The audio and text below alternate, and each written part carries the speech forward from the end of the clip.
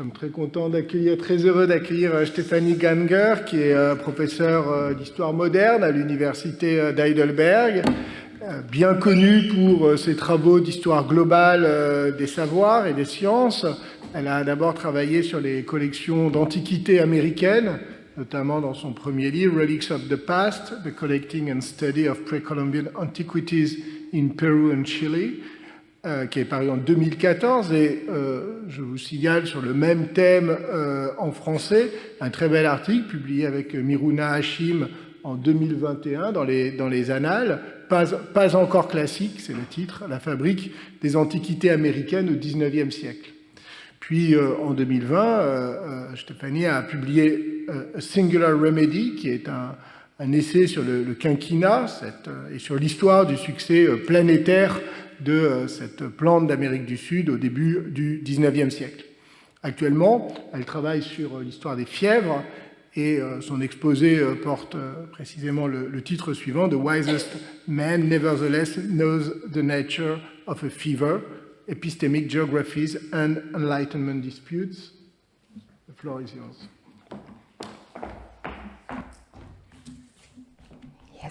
Je vous remercie très sincèrement pour cette invitation ainsi que pour cette aimable présentation. C'est pour moi un grand plaisir d'être parmi vous aujourd'hui. Je vous prie d'excuser que je m'exprime en anglais. Si après, toutefois, n'hésitez pas à poser vos questions après en français. So in the following, what I'm going to do, I'm going to present a piece that is part of a book manuscript, as Antoine already said, on the history of fever or fevers in the late 18th and early 19th centuries, mainly across the Western European territories and empires. And what I'll talk about now is a first iteration of chapter 1, which is the most conceptual in nature. If there was one subject that medical writers of the late 1700s and early 1800s were agreed upon, it was how little they knew of the nature of fever.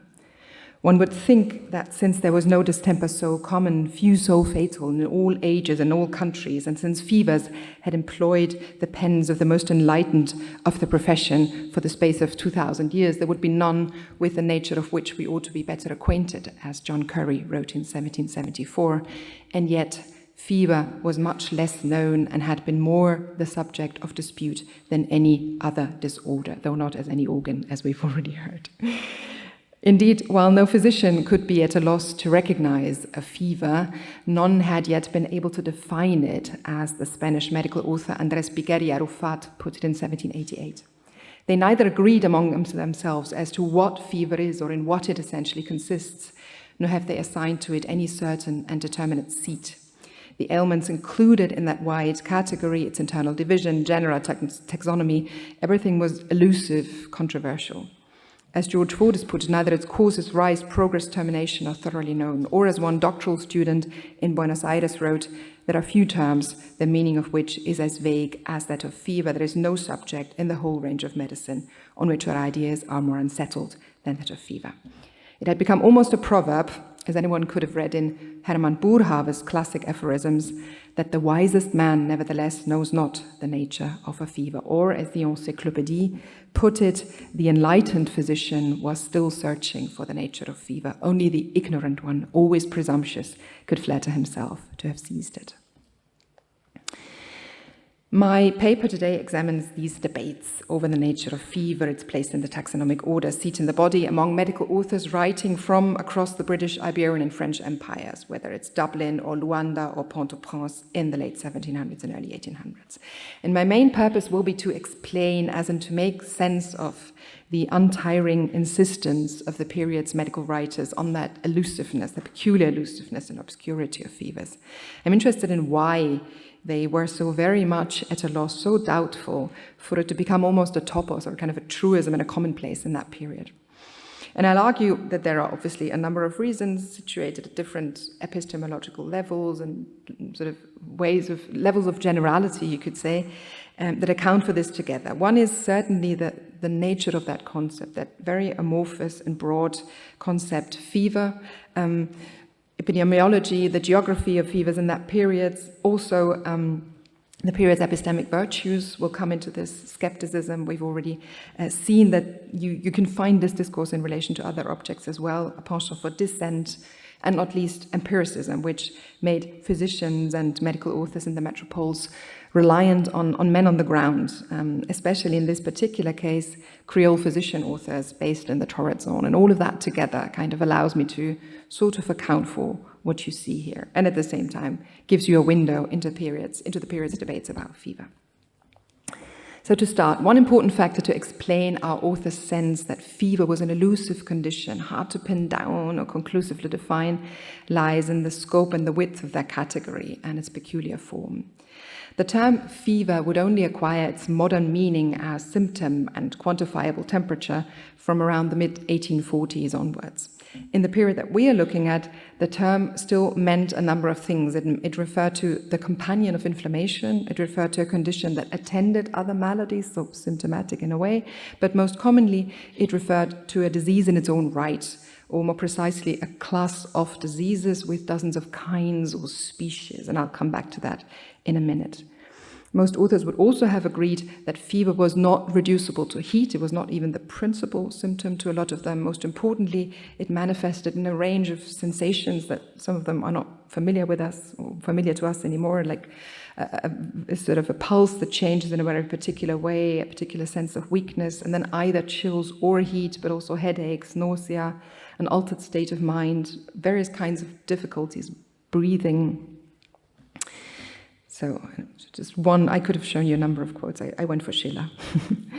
Although from the 1790s onward, developments in French clinical pathology and morbid anatomy came to try to locate fever in the body through characteristic organic lesions, many physicians in Britain and the Iberian countries especially continue to regard fever as a generic condition, a general disease, something that affects all of you.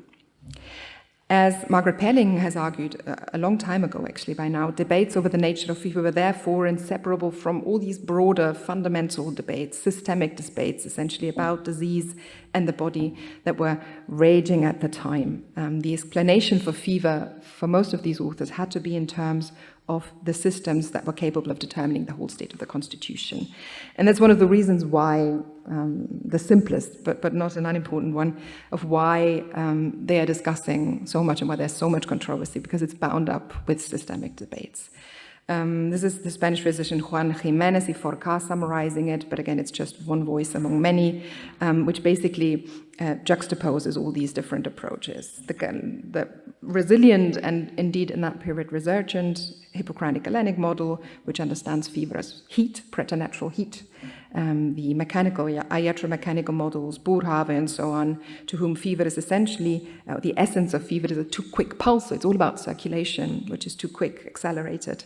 Heat is just a secondary effect, friction. And then you have the influential medical schools associated with William Cullen and his disciple John Brown, which relate fever to the nervous system, so it's all about stimuli and debility and so on, the vitalists, the moderns, etc. So essentially debates about fever were controversial because in many places they were tied up with systemic controversies, but the peculiar elusiveness of fevers was also owing to the scope of that category. The period saw a baffling array of fevers, catarrhal fevers, quotidian, tertian fevers. There were childbed fevers, miliary fevers, jail fevers, and that's without even reckoning the so-called eruptive fevers, smallpox or measles, which were no longer classed with the fevers strictly so-called by many authors of the early 1800s.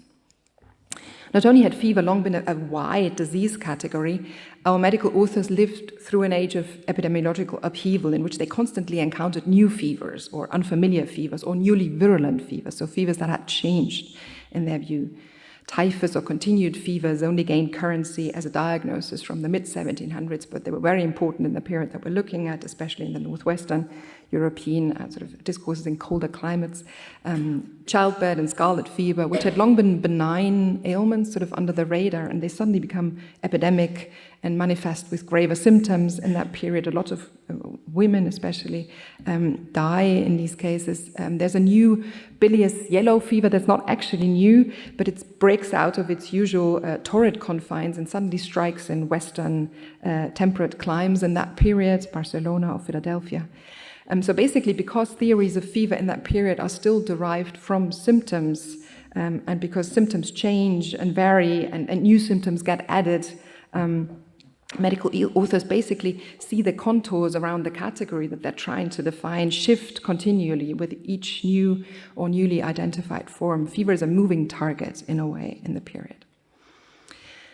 Other than a rapidly changing epidemiological landscape, the period's epistemic virtues of empiricism, but also casuistry, specificity, because they're not really interested sometimes in abstraction and simplification, or generally you could say they're interested in specificity. And that means that they see a proliferation and a further accumulation of these categories in the period, and they see a combination of descriptives. So not only are there hundreds of fevers by the late 1700s, but you have fevers like the bilious remitting yellow fever, or the low irregular remittent fever, or the semi-tertian fever. So they constantly offer qualifications.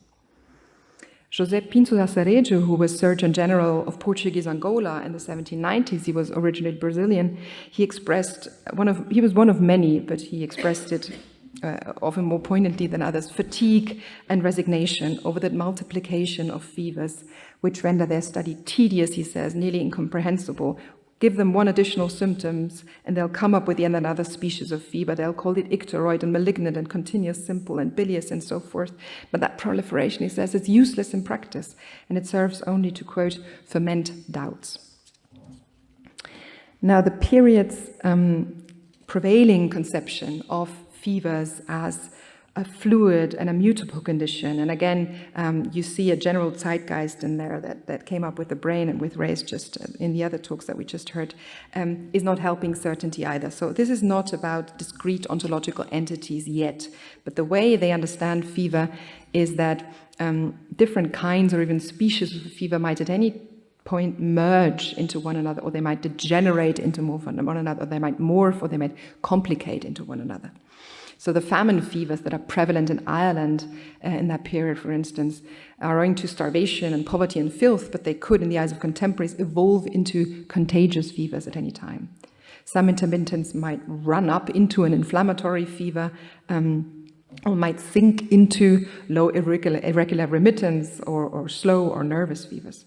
According to Benjamin Rush, who is an American physician author and is very prominent at the time in fever writing, the yellow, inflammatory, and bilious remitting fevers that he observed in Philadelphia in the 80s and 90s were but transient states of one and the same fever, a fever that changed form continually, like a cloud on a windy day, as he writes.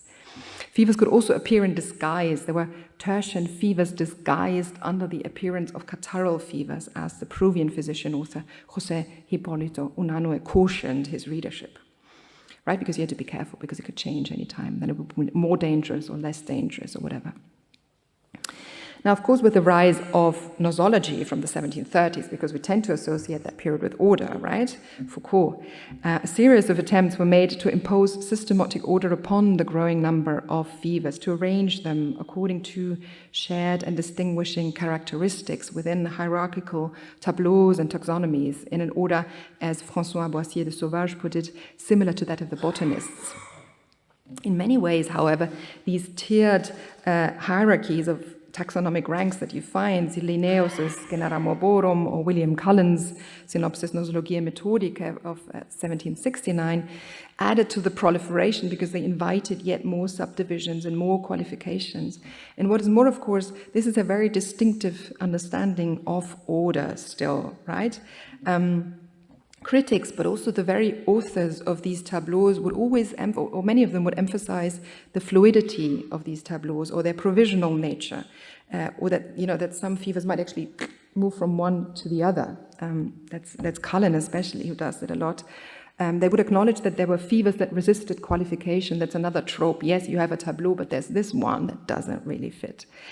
They would doubt very openly, actually, the usefulness of these systems still. They would stress their openness, and they would stress their incompleteness, like, I'm sure something's missing, right? And that's something that gets lost with sort of later modernity. And they would always question the necessity of taxonomic order. A lot of people would do that, which had just not as yet become self-evident. Now, another reason why our authors were so hesitant may well be owing to something that's palpable, what was palpable in the previous papers, but is very important here as well, is the period's epistemic virtues, which are kind of the background that informs all of this, of course. If we go back to the entry in Diderot and d'Alembert's Encyclopédie, it's suggestive of a zeitgeist that many of the people in the room have written about, so I won't go into it all that much, of self-criticism, right? Sort of critical, but self-critical in particular. Also, in some ways, sort of references possibly even to charlatanry, rejections of that, a culture of individualism, but also a culture of a skeptical tradition, essentially, that plays into this and is in the background to why they think that way, why they talk that way and argue that way. If you read it carefully, it doesn't just admit to physicians' uncertainty over the essence and nature of fever, but really it celebrates it. Certainty is the province of the ignorant. Historians have argued for some time now that the period's philosophes, but also its medical writers, regarded skepticism as an epistemic virtue, much like truth to nature or empiricism. The project of the Encyclopédie even was suffused with it, even though it's it's a collection of all human knowledge, but it's also skeptical. Now, Enlightenment skepticism may have been especially conspicuous in contemporary writings on fever, I would argue, because of the preeminence within that corpus of Edinburgh-trained physicians, authors, and surgeons, because that's the other place in the European Republic of Letters where skepticism obviously plays an important role. And I do think that one important figure in that regard is William Cullen, whose nerve-centered theory of fever and whose taxonomic nosological scheme were hugely influential. Cullen appears to have been directly influenced by his friend David Hume, who was obviously one of the principal exponents of Enlightenment philosophical skepticism, and also other leading figures of the Scottish Enlightenment, as historians have argued. In particular, he seems to have absorbed a lot of their ideas concerning the limits of reason and the fallibility of the senses and human faculties and so on, but also a general rejection of dogmatism and metaphysical and other kinds of certainty. It's apparent, if you go through his fever writings, a very careful emphasis on the contingency of nosological schemes, which are always heuristic rather than essentialist, caution regarding hypotheses, any definitive therapeutic instructions, he goes in circles all the time, and not least his insistence that the essence of fever remained unknown, hidden somewhere out there, but not known. Cullen taught medicine at Edinburgh from 1755 to 1789, and several of the period's foremost and most skeptical writers on fever studied there during his tenure. Henry Clutterbuck, George Fordyce, José Pinto de Aceredo, and indeed Benjamin Rush, who would later write that it was at Edinburgh where he came to suspect, quote, error in everything I had been taught or believed, where he came to acquire his skepticism. Of course, Edinburgh was only one node. There were several within a much wider network of skeptical medical thought that informed the intellectual landscape of the period as a whole. Nevertheless, it may help explain, at least in part, give context to the trope under discussions. More specifically, in spite of debates over its internal divisions, the disease category fever upheld its unity into the mid-1800s. And it is in this unity that we must, somewhat paradoxically, look for yet another reason for the divisiveness and the elusiveness of fevers, or fever. Medical writings on fever were conspicuously wide-ranging geographically in their citations and references. Again, not the only category, but conspicuously so. Even more so than with many other subjects in the period, they formed a conversation across among physicians spread out across our globe. That was, again, obviously the product of Enlightenment cosmopolitanism and of circumstance, also possibility, a nascent global public sphere in which medical writers on both sides of the Atlantic enjoyed access to newspapers and foreign publications and medical books, and an expanding market to translations. And indeed, physician authors consulted, translated, responded to observations on fevers penned elsewhere all the time, in a conversation that importantly did cut both ways, in the sense that you have your Prussian fever treatises, which are adapted for a Luso-Brazilian audience, that's the example on the left, but also Northwestern periodicals that print translations of medical reports written by Spanish-American Creole observers, for instance. And much of this reflects, obviously, again, the period's spirit of empiricism, its quest for direct first-hand experience, of authentic testimonies, But this close conversation on fever was also the logical consequence of the fact that fever maintained its cohesion as a category before it would become, in the later 1800s, the symptom of many distinct disease entities. Because most of these authors remain persuaded that the childbed fevers that occurred in a Parisian maternity ward, or the West Indian fevers, or the remittent fevers of Angola, that they were all variants or transient states or subspecies, whatever, of one and the same disease, altered by variables of geography, climate, circumstance, or constitution. So to understand and to finally know the nature of fever, it was necessary for them to engage in literary commerce, in conversations with people in different places. Henry Clutterbuck, for instance, who entered the, quote, field of speculation on the essence of fever, unquote, as he put it, in the early 1800s, cited disease histories from across the world in this endeavor, from this metropolis, which is London, of course, but also Batavia and the province of Bengal and Cadiz and Minorca and Philadelphia and Syria, because, he says, the manner of attack, the accompanying affections, the destructive nature of fever varied, and the careful observer had to see as much and as widely as possible to reveal the intimate nature of fever. So to do so, fever authors in the northwestern centers of medical writing relied heavily, of course, on their own well-traveled military surgeons. We've known that for some time, imperial correspondence for these case histories, but they also relied on medical observers born or resident in Spanish America, in British and Mughal India, in the West African factories, and the Iberian and Italian peninsulas and Corsica, because these were regarded as kind of middling or intermediate climates between temperate and tropical ones. They could also offer important observations. This wide view added species and symptoms and hence complications, but also, and more importantly, it added critics. Some correspondents from the colonies wrote to confirm the system prepared in the metropole, but, and that's the important point, the majority disagreed and wrote to critique it. And they did so often in a very destructive, acerbic manner, even more destructive than these people are with one another very often. Many used evidence gained on the basis of their experience with fevers on the ground, and that's the main discourse, to argue against the prevailing taxonomic order or therapeutic instructions for febrifuges, whatever. For instance, diluted nitric acid might do nothing for Prussian sufferers, but it worked wonders in the humid climate of Bahia, as Enriquez de Paiva argues, or as the Creole naturalist José María Mocinho upheld his experience with West Indian yellow fever, suggested that it was erroneous to class the Andalusian fever with typhus fevers, as everyone did. They were intermittent and they were to be distinguished with an epithet which was pernicious, and so on. Right? We don't have to go into the detail, but it's constantly no. Others questioned the very grounds of fever theory.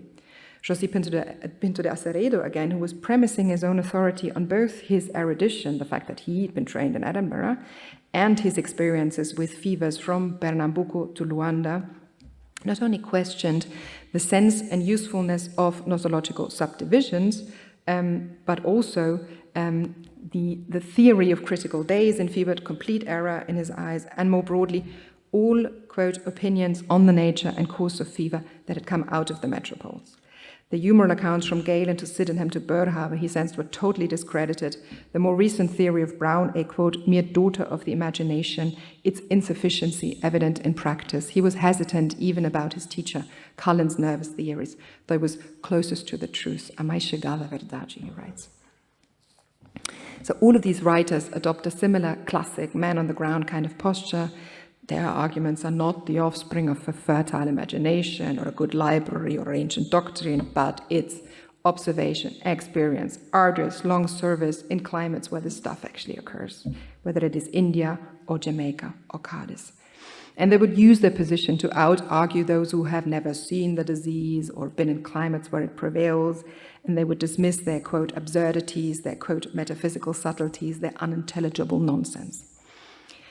Our historic subjects sensed that their experience and observations were more accurate, that they exposed the limitations of established systems and theories may well have been genuine to some extent. But it was also, as historians have long argued, a rhetorical device and an epistemic posture that they adopted.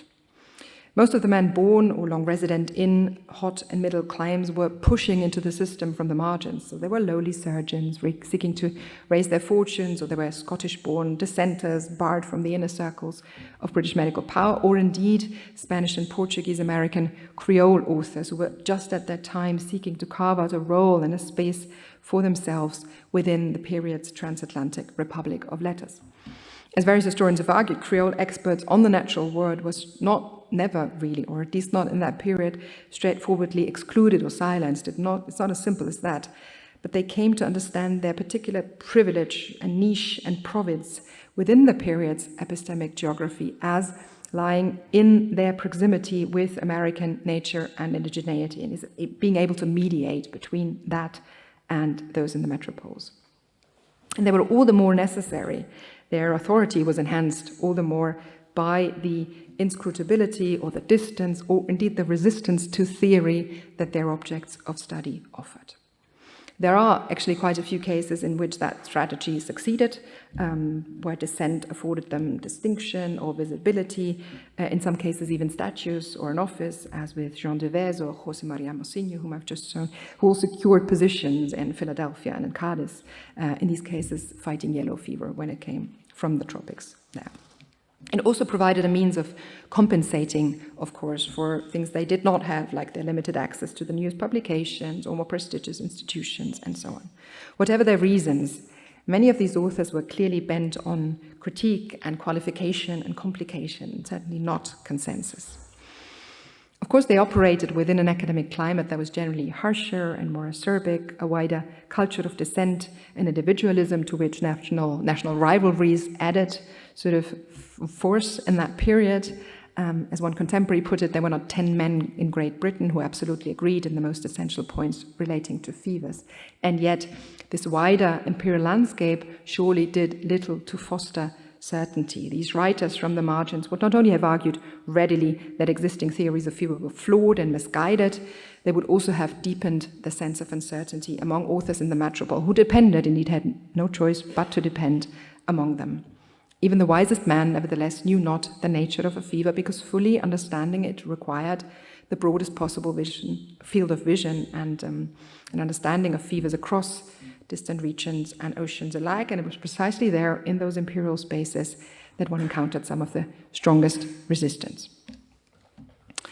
Now, to conclude, these debates offer a window into the period's understanding and conception of fever, the epistemic virtues, the moral economy of science that marked it, and not least the warp and weft of its geographically expansive medical republic of letters. They allow us to make sense of why the period's physician authors felt they could not know the nature of a fever, grasp its inner order or seat or form.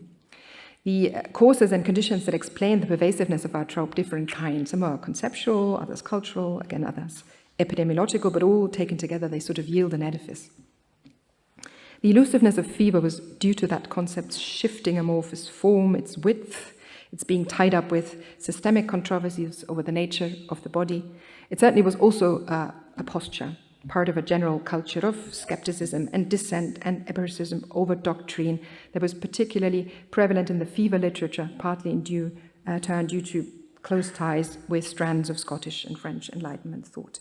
But also the, again, systemic persuasion that to understand the true nature of fever, physician authors had to cast a wide net to consult those familiar with its torrid manifestations, who were in turn bent on qualification and complication rather than consensus, for reasons of both epidemiology and epistemic geography. Thank you very much.